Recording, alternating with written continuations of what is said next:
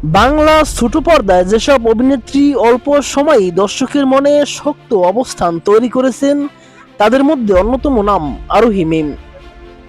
আব্বা, আমি তোমার কতবার কইছি আমি টাকা পয়সা দিতে পারবো না, তুমি নিতে যাও। আমি থাপ্পড় মেরেছিলাম, আপনি আমাকে থাপ্পড় মারলেন, কিন্তু আপনি যে সেদিন আমাকে পানি ছিটিয়েছেন।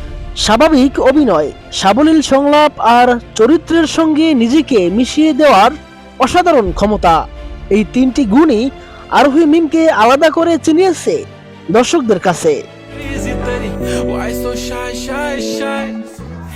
রোমান্টিক হোক কিংবা পারিবারিক গল্প, প্রতিটি চরিত্রে তিনি তুলে ধরেছেন বাস্তবতার ছোঁয়া। তার অভিনয়ে নেই অতিরিক্ত নাটকীয়তা, আছে পরিমিত আবেগ আর গভীর অনুভূতি। এত কিছু করে যাচাই বাছাই করতাম নাকি? ভালোবাসো? জানি না। শুধু অভিনয় নয়, সোশ্যাল মিডিয়াতে তিনি ভীষণ জনপ্রিয়। ভক্তদের সঙ্গে তার সহজ যোগাযোগ আর বিনয় ব্যবহার তাকে করে তুলেছে আরো প্রিয়। সব মিলিয়ে বলা যায়, ছোট পর্দার ভবিষ্যৎ আরো উজ্জ্বল করতে আরোহী মিম হতে পারেন একটি শক্ত নাম।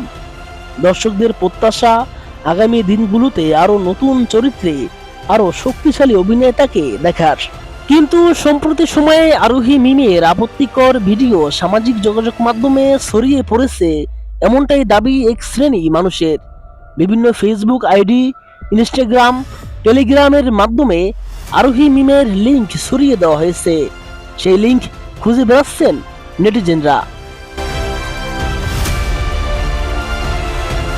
তবে দর্শক, এসব লিংক বা ভিডিও আরোহী মিমের না।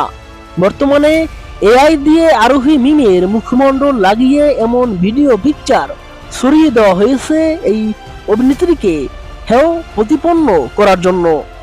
এ সম্বন্ধে আরোহী মিম বলেন, এই দেশের কিছু শ্রেণীর মানুষ কতটা মানসিক প্রতিবন্ধী হলে এআই ইউজ করে ফেক ছবি, ভিডিও দিয়ে এত সময় অপচয় করে এবং অন্যের সম্মান নষ্ট করে।